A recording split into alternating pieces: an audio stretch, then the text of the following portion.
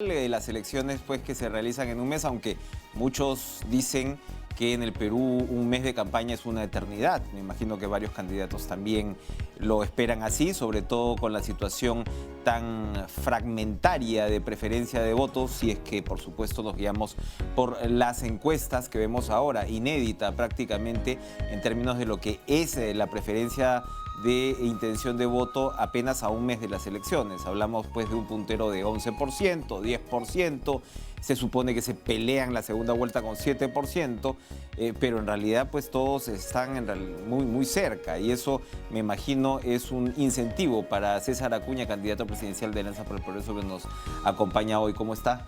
Señor Acuña, gracias por estar con nosotros. Buenas noches. Buenas noches, Enrique. Qué gusto. Gracias por la invitación. Así esta introducción, porque muchos dicen pues que usted está atrás en las encuestas. ¿Cómo interpreta esa lectura? Mira, yo tengo mucho optimismo porque hoy nunca en la historia de la política que me acuerde, el primero puesto a 30 días tiene 11. Siempre el primero a 30 días tenía 30%, el segundo tenía 24% y el tercero tenía 13%. O sea, esas son las últimas elecciones. Pero ahora vemos que hay una dispersión de votos entre el segundo y César Acuña, hay 4 puntos de diferencia. Entonces, en ese, yo creo que es un empate técnico. Cualquiera de los 8 vamos a pasar a la segunda vuelta. Yo estoy recorriendo el país desde el 2 de enero sin descansar y veo que en el interior hay mucha expectativa en cuanto a mi candidatura. Conocen pues a César Acuña como un provinciano, como un emprendedor, un empresario, y realmente yo tengo mucho optimismo. No es fácil, ¿no? Esos 30 días va a ser, porque estos 30 días van a ser definitivos, pero como digo, yo tengo mucho optimismo y estoy trabajando para un objetivo. Y si he postulado justo para un objetivo, o sea, pasar la primera vuelta y luego la segunda vuelta y tener la posibilidad de ser el presidente del Perú, ¿no? Conversamos fuera de cámaras que para usted el debate va a ser un momento, los debates, se están dando debates en medios y demás, pero bueno, los debates pues, organizados por el Jurado Nacional de Elecciones son los que van a marcar la diferencia. Va a ser el punto de quiebre, porque recién ahí los peruanos van a escuchar al candidato que tiene mejores propuestas, el candidato que inclusive que se puede comunicar más con la gente, y al candidato que, bueno, pues es la gran oportunidad de mostrarse. O sea, yo creo que el candidato tiene que decir de dónde viene el candidato, qué ha hecho el candidato en su vida, qué ha logrado en su vida, y bueno, pues si es que tiene experiencia, hoy más que nunca, el presidente que juramente el 28 de julio tiene que ser una persona con experiencia en gestión pública, y lo voy a decir con sus palabras, no es para un presidente aprendiz. Recuerda que estamos en crisis. Y hay crisis, la crisis sanitaria, tenemos la crisis política, tenemos el tema económico, y lo más importante, el problema del empleo. O sea, la chamba, como dicen la gente del interior. Hoy en la mañana me decía, ingeniero Acuña, quiero chamba. Yo le contestaba, por acaso va a haber chamba como cancha, ¿no? Entonces, la gente quiere trabajar, realmente quiere trabajar. Hablando de ese tema y amarrándonos un poquito con los asuntos de la coyuntura, plata como cancha, usted ha hecho plata como cancha, César Acuña. Y habrá plata como cancha para generar por eso trabajo. Usted ha hecho plata como cancha porque revisando las declaraciones de bienes y rentas, para el año 2019 usted declara en ingresos, no voy a entrar en bienes y digamos cuánto vale usted como tal, sino en ingresos nomás. Para el 2019 usted declara un poco más de 9,5 millones de soles. El señor López Aliaga, que ha estado hablando de usted en los últimos días y dice que ha hecho más plata que usted, dice que ha ganado 7,6 millones de soles. Al menos en los ingresos del 2019, lo que están declarando los candidatos, usted ha hecho más plata como cancha que el señor López Aliaga. Pero la pregunta va más allá. Si estamos hablando de un gestor, de un empresario, y ahora que digamos que López Aliaga tiene una posición ciertamente expectante, ¿por qué César Acuña y no López Aliaga? Para decirlo en términos simples, candidato, son los 2 millonarios de la campaña. Mira, La diferencia con Rafael es simple. 2 veces congresista, conozco lo que pasa en el Congreso. 2 veces alcalde de Trujillo, conozco lo que necesitan los alcaldes provinciales y distritales. Gobernador regional a libertad. Creo que esa es la diferencia. Tengo experiencia en gestión pública. Que López Aliaga no tiene. Que yo sepa, no ha sido congresista, no ha sido alcalde, no ha sido gobernador, no ha sido presidente del AMPE. Yo he sido presidente del AMPE 8 años y me he recorrido todo el Perú y no ha sido presidente de los gobernadores. Significa que, con todo el respeto que lo puede tener a Rafael, creo que yo conozco más el país que él. Y para ser presidente, para gobernar el Perú, creo que la primera condición es conocer el país y saber qué cosa quiere la gente. No es lo que yo quiero, qué cosa quiere la gente. Y yo creo que mi experiencia es suficiente para saber que la gente hoy, mira, en el siglo XXI, millones no tienen agua, millones no tienen luz, y todavía tenemos instituciones educativas abandonadas, el primer nivel de salud abandonado. Entonces, ahí va a estar el trabajo del nuevo presidente. Tiene que haber un punto de quiebre de un buen gestor como presidente. Vamos a entrar a las propuestas en unos minutos, pero yo quería preguntarle de todas maneras, para terminar con el tema de las encuestas. Usted, según Datum, está en el 8º lugar con 3%. Es verdad, nada está dicho, pero llama la atención ese bajo nivel de preferencia, sobre todo tomando en cuenta el aparato logístico y organizativo que tiene su partido. ¿Qué ha pasado hasta ahora con la candidatura de César Acuña, para decirlo en tercera persona como usted se llama? Oye, más bien yo puedo preguntarme qué pasa con las encuestas.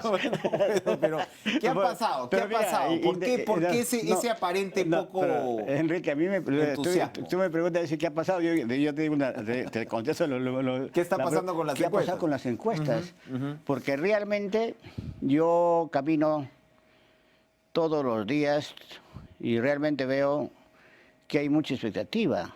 Y yo digo, a ver, oye, esa expectativa de los peruanos tiene que transformarse en votos. Entonces, pero yo sí estoy convencido, Enrique, convencidísimo, que los datos que aparecen son de momento, ¿no? Bien. De momento, pero... Y la verdadera encuesta, y lo voy a decir, la verdadera encuesta va a ser el 11 de abril a las 7 de la noche, cuando se escuche que César Acuña en el flash. Yo estoy trabajando, mira, en mi vida yo he trabajado por objetivos. Y mi objetivo número 1 ahorita es que el 11 de abril pase a la segunda vuelta, porque estoy trabajando para eso. Soy el candidato que más estoy viajando, soy el candidato que más estoy recorriendo el Perú y soy el candidato que más en contacto esté con la gente. Hoy los peruanos tienen que conocer al candidato. Hoy los candidatos tienen que escuchar, los peruanos tienen que escuchar al candidato y por lo tanto estamos ahí. Además, no he perdido ninguna campaña. Entonces, hasta ahorita todas las campañas he ganado y espero que esta no sea una excepción. Bueno, la elección pasada salió usted de la campaña y quedó APP, y APP tuvo precisamente, se aprovechó bien del voto cruzado, tuvo casi un 10% de votos en aquella ocasión. Pero entonces mi pregunta es un poco ¿no será, efectivamente, el 11 de abril veremos los resultados, pero no será que APP ha perdido terreno con el desempeño parlamentario de los últimos años? Se le señala por ambivalencia y usted al final es el líder de la bancada. Entonces decían que no iban a votar por la vacancia, votaban por la vacancia, iban. ¿No se ha notado una bancada muy cohesionada por ese lado? ¿O según su criterio sí lo fue? Mira, yo no sé si la decisión de la bancada de apoyar la vacancia de Vizcarra haya afectado realmente. Yo creo que los peruanos saben que quien vacó al señor Vizcarra fueron 105 congresistas, no fueron los de APP, sino que todo lo que pasa en la bancada lo relacionan con Acuña. Entonces, pero realmente, y yo tengo que hacerle recordar que 15 días antes que se lo vaque al presidente, Yo dije que no vamos a apoyar. No vamos Pero a no le apoyar. obedeció su No, bancada. pero hay una cosa que hay que hacerlo recordar. El día domingo, antes de la votación, en todos los medios, ¿qué salió? Que el señor Vizcarra, en una obra cuando era gobernador en Moquegua, había recibido 2 millones de soles. Entonces yo digo, reflexión del congresista, ¿no? Si yo escucho que el presidente recibe 2 millones de soles por una obra y dicen que es coimero, entonces viene la votación y normalmente dicen, pues, el último no iban a ser cómplices, pues, ¿no? Entonces creo que hoy día, hoy más que nunca nos damos cuenta que tuvieron razón los 105 congresistas en vacarlo, no, independientemente de Merino, porque hoy por la forma como hemos visto, que nunca pasó en el Perú, porque el hecho mismo de haberse vacunado él, su familia, sus familiares... Eso lo hubiéramos sabido eventualmente, ¿no? Pero más allá igual, de la figura de Vizcarra, me refiero mira, a la estabilidad y la gobernabilidad del país, cambiar presidentes en medio de una pandemia. Bueno, ya vimos lo que dijo Lacalle en ese momento, que no era defendiendo a Vizcarra necesariamente. Pero igual, o sea, creo que el tiempo nos da la razón, ¿no? Y nadie está oculto, todo se sabe, ¿no? Todo se sabe, Todo efectivamente. se sabe, ¿no? Y yo le preguntaba esto al Congreso porque al final esta tara de la gobernabilidad que hemos vivido en los últimos años la va a vivir quien llegue a Palacio de Gobierno. Es decir, si usted llega a Palacio de Gobierno y tiene una bancada chiquita, ¿no? Como seguramente va a ocurrir por la fragmentación del voto en la primera vuelta, o en el caso de otros incluso quizás no tener bancada, pues ese Congreso se va a tener que amarrar muy bien, porque si no, César Acuña, el próximo presidente va a ser vacado, ¿ah? Así como venimos y con la cantidad de bancadas, o sea, nada indica, nosotros estamos todos entre planes de gobierno y propuestas, pero a ver, ¿quién le va a poner el pecho a ese Congreso que va a venir y cómo va a armar una estrategia de gobernabilidad? Vamos, una coalición. ¿Cuál es su propuesta al respecto? Mensaje hoy con lo que ha pasado. Es una experiencia. Nunca más tiene que haber un enfrentamiento entre el Ejecutivo y el Legislativo. Y para que eso suceda, tiene que haber un presidente que dialogue. Tiene que haber un presidente que aprenda a consensuar con las bancadas. Y creo que el gran error, y eso tenemos que tomarlo como experiencia ya, ¿no? Es una buena experiencia para el presidente que va a juramentar el 28 de julio, que es el caso mío. Entonces el presidente tiene que dialogar con las bancadas, el presidente tiene que llamarlo a las bancadas, porque tiene que demostrar su liderazgo, pues, de presidente, ¿no? Y ese liderazgo es hablar con las bancadas para que nos pongamos de acuerdo qué es lo mejor para el país. Mira, acá este enfrentamiento que ha pasado, y todo lo que ha pasado este año que viene, el año pasado, entonces creo que es una gran enseñanza.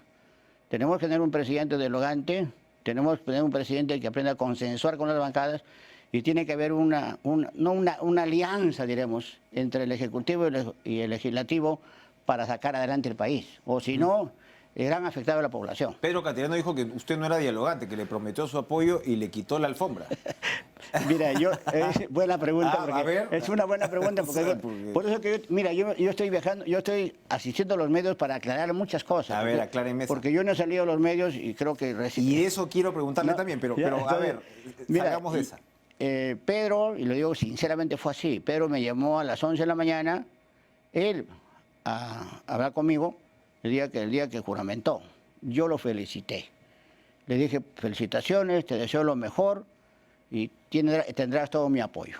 Pero nunca hablamos del voto para el voto de confianza. Nunca. Pero, entonces, digamos que todo el apoyo pues incluye el voto de confianza. No, pero ahí interpretó mal. Pues.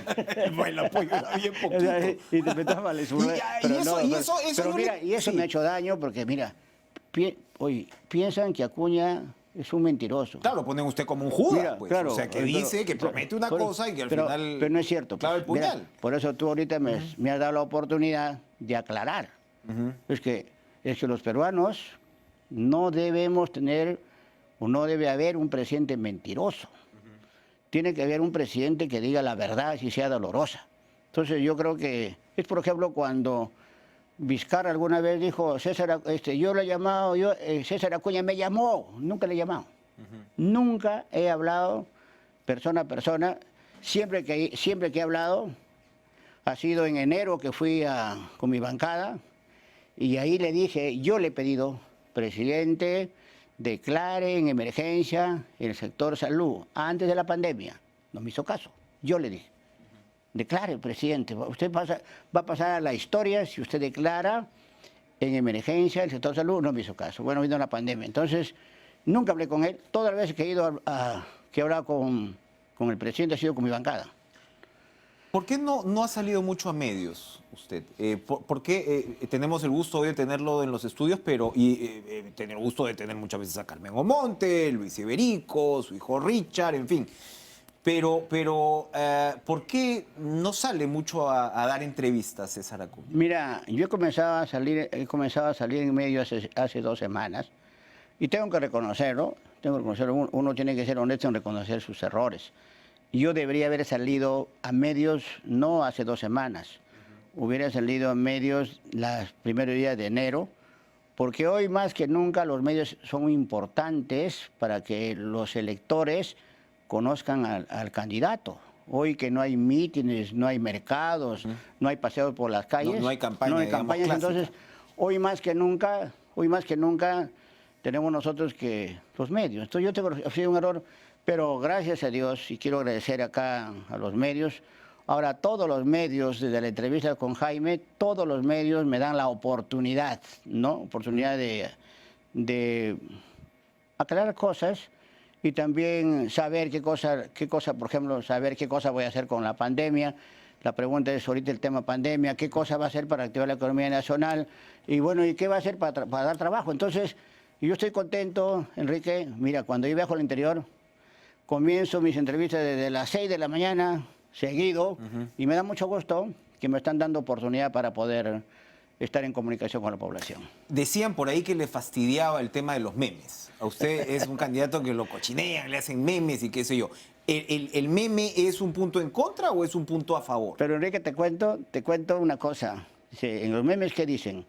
Acuña no debe ser presidente porque no sabía hablar. Esa es la clásica. Pero ahora que estoy yo en entrevistas, la verdad es que recién se dan cuenta que Acuña sí sabe hablar, sino que habla como un puneño, habla como un cusqueño, habla como un arequipeño, yo soy cajamarquino. Soy cajamarquino, de hecho que como nací en el campo y he vivido en el campo hasta los 6 años, y como vengo de una madre que nunca fue a la escuela y un padre agricultor, de hecho que pues no hablo como un limeño, ¿no? O no hablo con una gente... ¿Cree que hay discriminación? Yo creo que sí, porque realmente en lugar de hacer memes, deberían reconocer a ese niño que con mucho esfuerzo salió adelante estudiando y trabajando. Yo creo que acá lo que falta es cultura de reconocimiento, ¿no?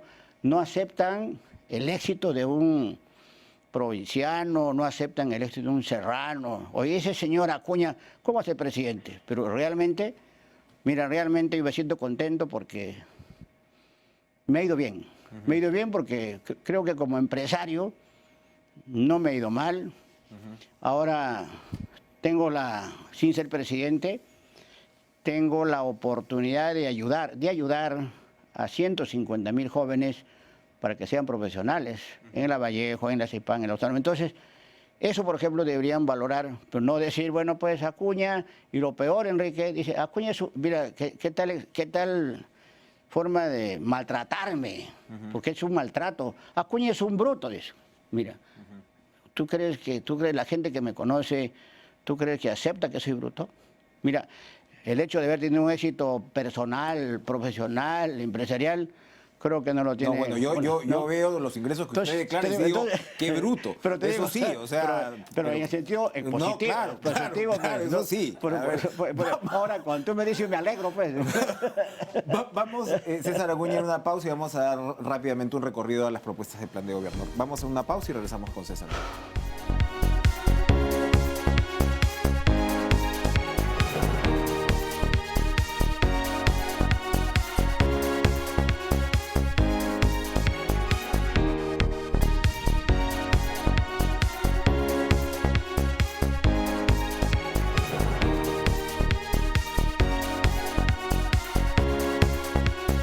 candidato César Acuña, su plan de gobierno contiene algunas propuestas interesantes, tanto en educación, en salud, en generación de empleo, pero ¿qué es lo que habría que hacer sin demora? ¿Cuál es la urgencia del país ahora mismo? Por supuesto, en medio de una pandemia, con una recaudación que se cae, con miles, millones probablemente de empleos que se han perdido, con una formalidad todavía más golpeada. Si usted tuviera que resumir la actitud y, digamos, el plan de los 100 días, como se dice, ¿cuál sería? Mira, el pensamiento es simple. En época de crisis, un gobierno tiene que hacer lo urgente. Lo urgente a partir del 1 de agosto. Y para mí lo urgente es seguir atendiendo la pandemia. Y para atender la pandemia tenemos que tener las vacunas, o son 50 millones de vacunas, ¿no? Y tenerlo ya acá en el Perú. Pero no solamente es tener las vacunas, tenemos que tener un plan para vacunar a los 25 millones de peruanos que deben vacunarse. Ya, ese plan ya está, ¿usted lo cambiaría? No, entonces, claro, nosotros no es un ofrecimiento, es un compromiso, Enrique. Un compromiso es que de agosto a diciembre debemos tener vacunados a todos los peruanos. ¿Pero qué cambiaría en lo que ya se ha avanzado? Digamos, porque ahorita lo que no hay es vacunas, ¿no? Y eso es un problema de todo el mundo desarrollado. En desarrollo, mejor dicho. Eso es lo que voy a hacer, asegurarme que, si bien es cierto hay mucha demanda de vacunas, como presidente yo voy a liderar el tema de conseguir vacunas, porque es todos los países queremos vacunas. Entonces, yo tengo fe que si me dedico junio, julio, debemos tener las vacunas acá ya, ¿no? Sabiendo que no es fácil, pero me gustan los retos. Entonces, tener las vacunas la primera semana de agosto, ya, y luego pues el cómo es simple, todo el aparato del Estado tiene que ayudarnos a vacunar, porque si tenemos vacunados a los 25 millones que deben vacunarse, ya vacunados mañana están trabajando. Mañana están en la normalidad, y si trabajan ya tienen plata en su bolsillo. Es la forma de reactivar la economía. No pueden estar encerrados. Para que no sean encerrados, tienen que estar vacunados. Entonces, la primera medida, si queremos reactivar la economía, es vacunar a los 25 millones de peruanos. Usted se reunió con el embajador ruso, que en nuestro programa fue donde dijo que, bueno, bienvenidos los privados, pero la verdad, la realidad es que hasta ahora las vacunaciones en el mundo son el cantón, sobre todo, de los estados, precisamente porque no hay el número de vacunas suficiente para vacunar a la población. ¿Usted aceleraría el tema de los privados, que los privados puedan vacunar? ¿Qué cosa le dijo el embajador ruso? ¿Cuál fue la idea que le quedó de eso? Lo que dijo fue una expresión simple, y lo que dijo: depende del gobierno si es que los privados pueden comprar las vacunas. Es lo que dijo. Entonces depende del gobierno, voluntad política del gobierno. Pero el hecho es que ningún país está por eso, porque, entonces, pero sí, yo sí estoy convencido que los privados deben ayudarnos a vacunar. Yo solamente voy a poner un ejemplo, y que es un ejemplo real mío. Yo tengo 10.000 trabajadores. Si imagínate, yo sí podría vacunar a 10.000 trabajadores. Yo tengo 150.000 estudiantes. Son 150.000. Cada estudiante tiene una familia. Son 150.000 por 4. Yo podría ayudar. Usted podría vacunar 600.000 personas. 600.000 personas. O sea, ayudar a vacunar. Porque ahorita el problema no es tener las vacunas, porque eso se compra, llega mañana, pero ¿y vacunar? Entonces, sí, nosotros vamos a tener como aliados a los privados para que nos ayuden a vacunar a los peruanos. Y eso me lleva a un punto, ya terminando, seguramente tendremos más tiempo de conversar, pero usted acaba de, digamos, regresar al universo empresarial, ¿no?, de César Acuña. A usted le han sacado una biografía no autorizada, un periodista, Christopher Acosta, creo que es, Y la pregunta ahí de fondo es cómo garantizaría usted que no se va a servir del Estado para beneficiar en sus negocios o para de alguna manera darse un empujoncito. Jamás, jamás, porque yo no vivo de la política, vivo de mi trabajo.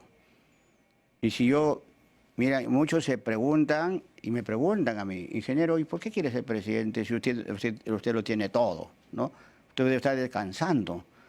Sería pues algo que no va conmigo, que quiera ser presidente, que como presidente yo trate de aprovecharme del Estado peruano. No es así. Entonces, más bien quiero que mi experiencia ganada en mi vida, quiero ponerlo al servicio del país, porque hoy más que nunca no debemos corrernos. Hoy más que nunca hay que poner el pecho. Y si mi experiencia que he logrado en la vida como empresario, reitero, como congresista, como alcalde, como gobernador, todo lo que he aprendido me va a ayudar a sacar adelante el país, yo lo voy a poner, ¿no? Como siempre nos quedamos cortos en estas entrevistas, pero le agradezco su presencia. Seguramente podremos conversar en las próximas semanas en este intenso mes de campaña que queda por delante. Gracias, César Acuña. Muchísimas gracias, Enrique, muy amable. Gracias, César Acuña, por estar con nosotros. Vamos a ir a una pausa, pero regresamos con Susel Paredes, cabeza de lista del Partido Morado en Lima. No se muevan.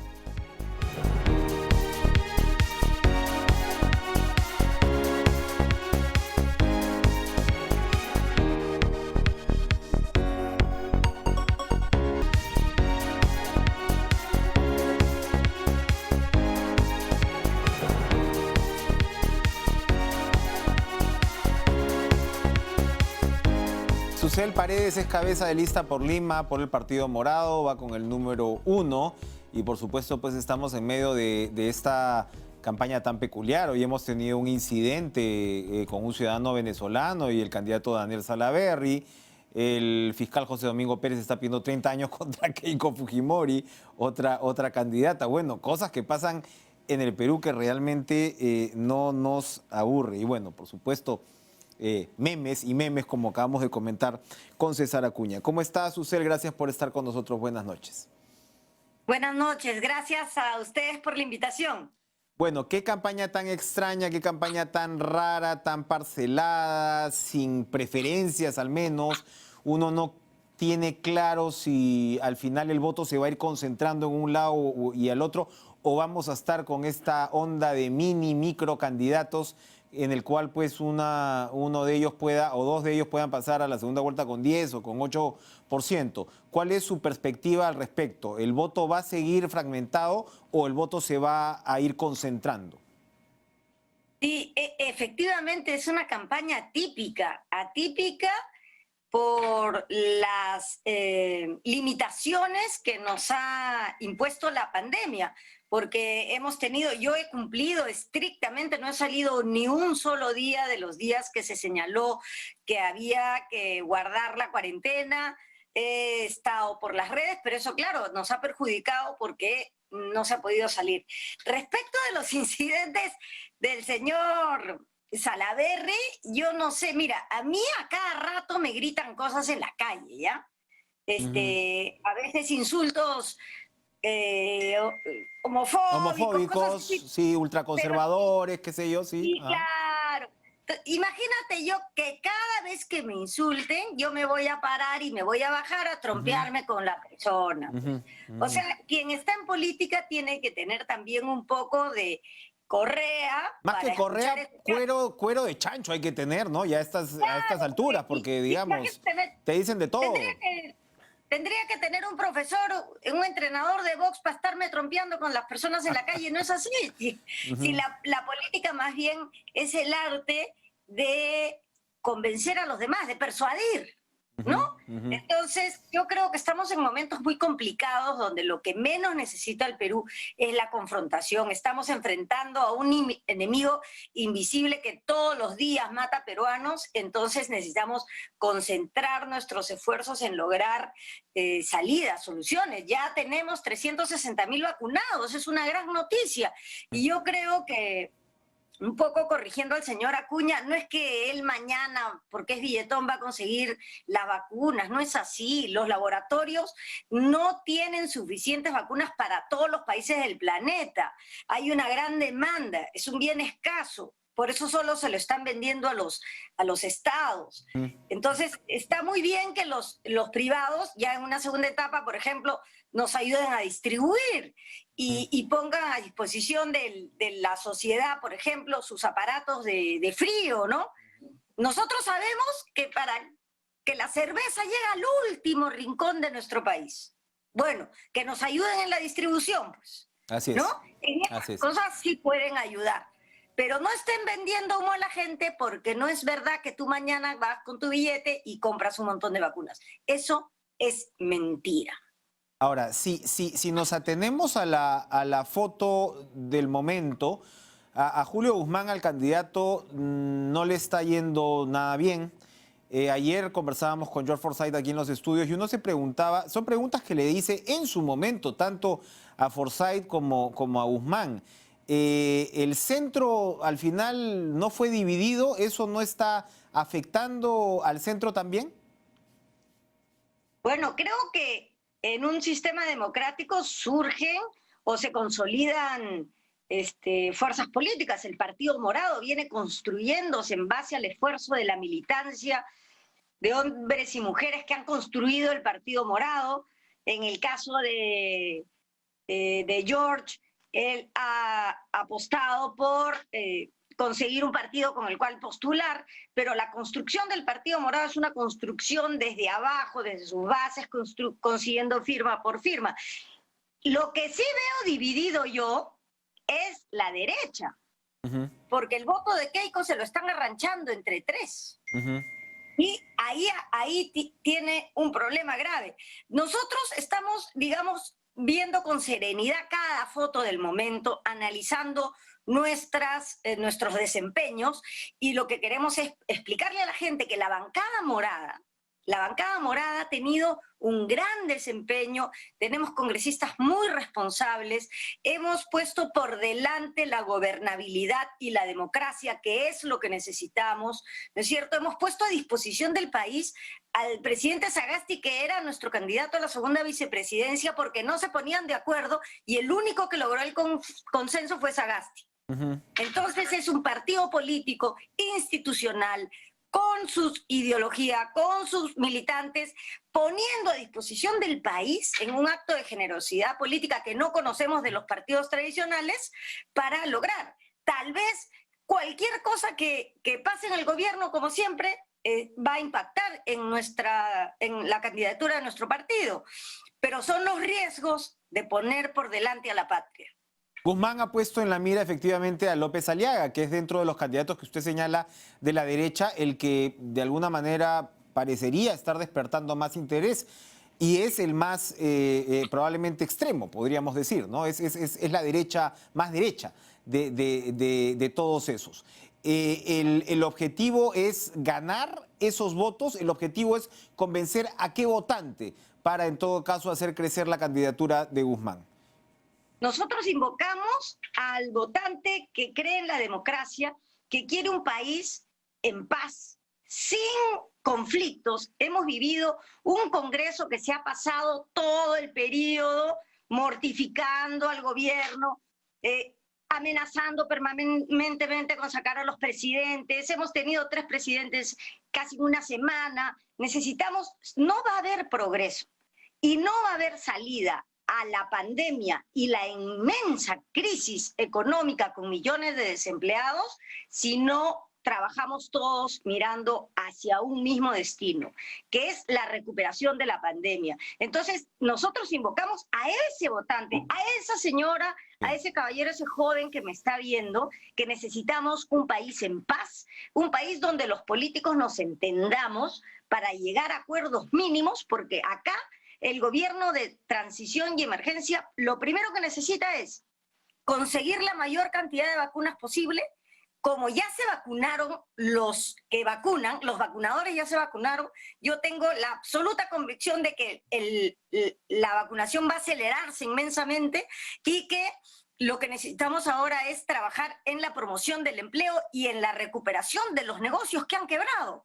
Por ejemplo, hay una guía en que ya los restaurantes y comercios afines pueden utilizar los estacionamientos y las veredas, si son anchas, para poder sacar las mesas afuera. Y de manera que ampliar su aforo. Eso ya está aprobado.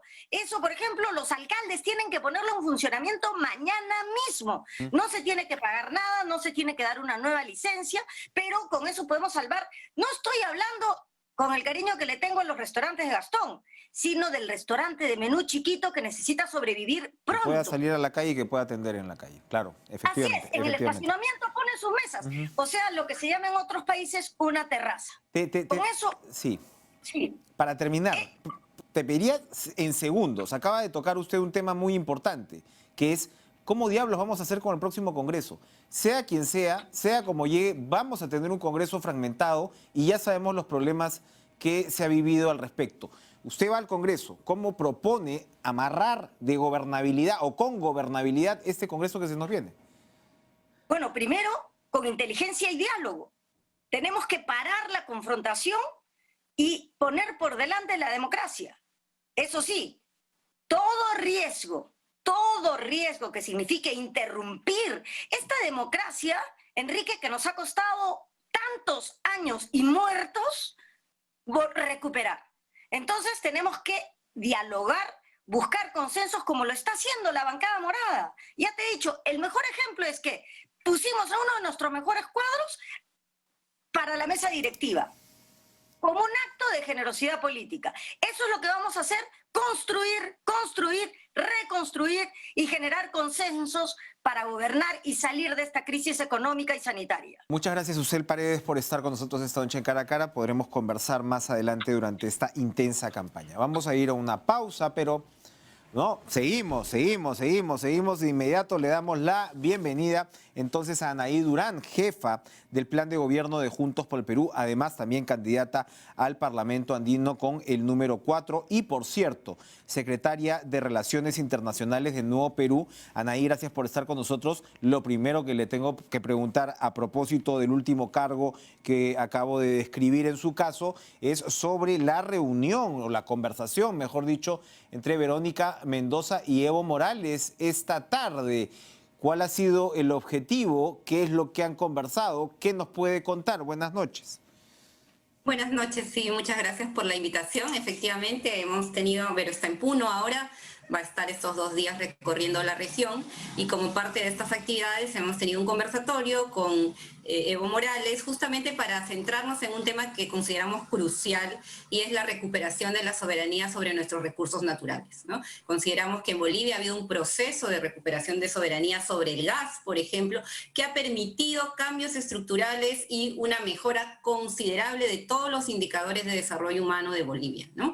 Estábamos acostumbrados hace 20 años a que Bolivia era el último o el penúltimo siempre en todos los índices de pobreza, de desnutrición, de deserción escolar, de salud, y eso se revirtió porque justamente hubo una política muy intensa, muy bien planificada desde el gobierno que presidió Evo Morales para poder tener los recursos necesarios, invertirlos en los derechos de la población en base a esta recuperación de la soberanía, ¿no? Ese ha sido un poco el eje, compartir esta experiencia. Bien, usted es la jefa del plan de gobierno y como el tiempo aprieta le voy a hacer la pregunta directa.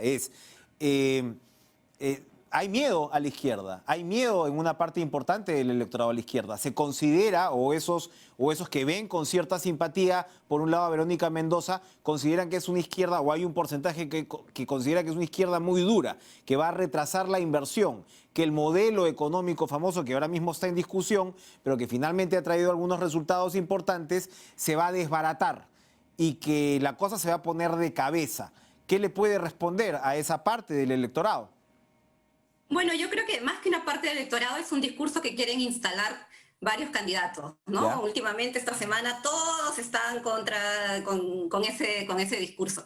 Bueno, lo que tenemos que decirles es que nosotros somos una propuesta que apuesta por un proyecto de desarrollo nacional, no es una un proyecto ni una propuesta ideológica ni ideologicista que busque poner por delante una ideología determinada. Estamos buscando un proyecto para el Perú del Bicentenario. Nuestro plan de gobierno apunta a eso, apunta a que podamos recuperar la soberanía sobre nuestros recursos, a que podamos tener un Estado garante de derechos, no uno que esté siempre supeditado a la inversión privada, al libre mercado. Y hemos visto en la pandemia, el libre mercado no se regula solo. Las clínicas solitas no ponen precios accesibles a la gente. Se necesita un Estado que garantice salud, que garantice educación, que pueda por fin subir los presupuestos, ¿no? Eso hablábamos con Bolivia. Bolivia invierte en educación casi el 7%. Nosotros no hemos llegado al 4% y eso se viene prometiendo desde el 2016 o mucho antes, del 2012. Entonces, eso es algo que tiene que cambiar y esa es nuestra propuesta. Yo les diría a la población que no tenga miedo,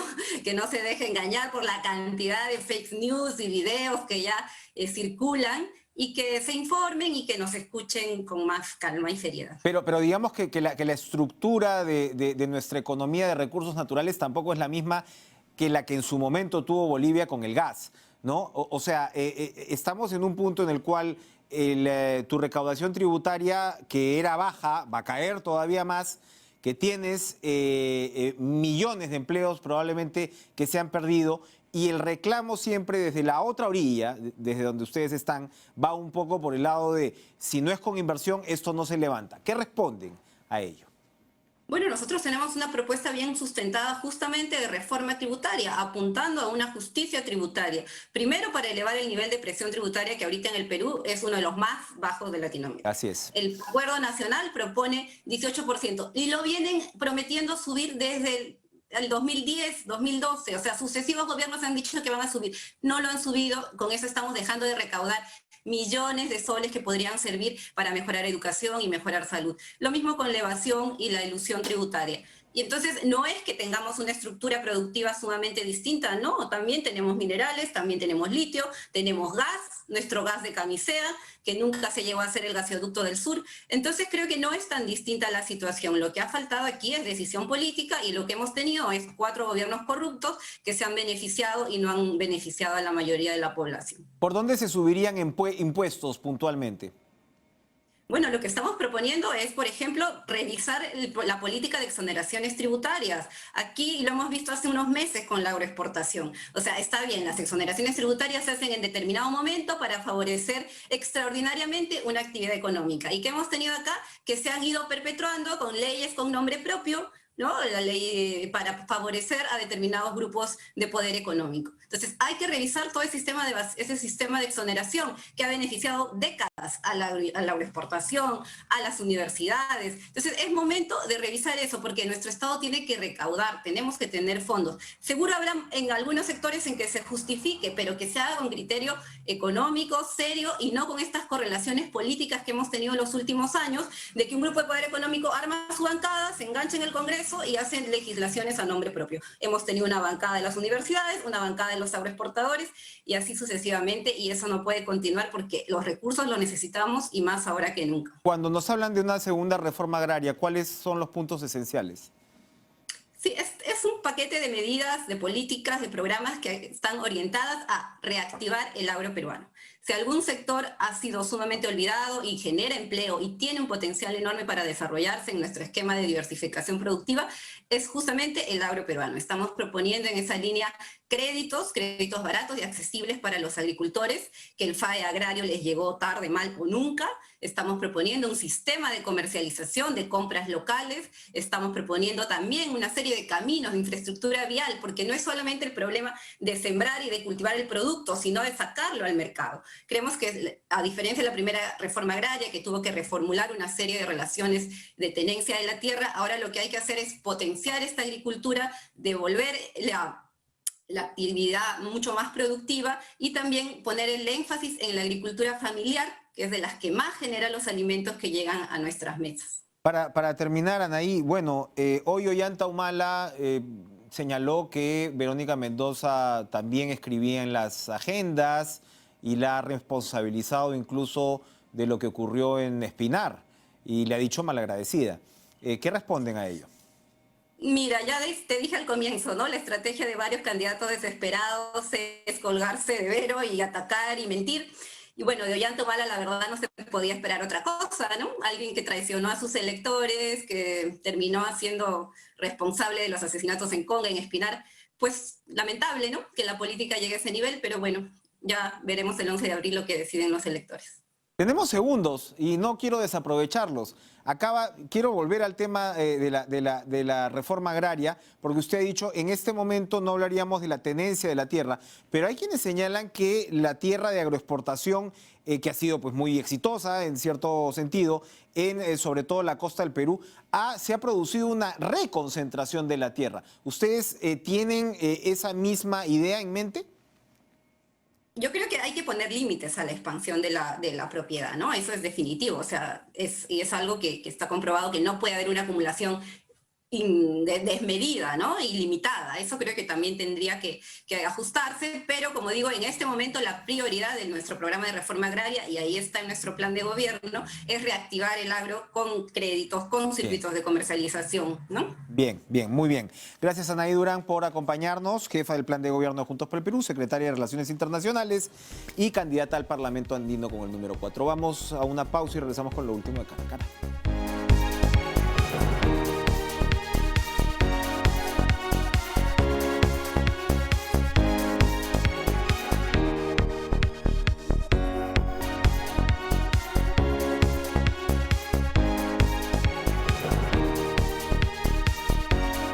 Se nos fue volando la hora, sigan en la programación de TV Perú y mañana nos reencontramos con más Cara a Cara. Adiós.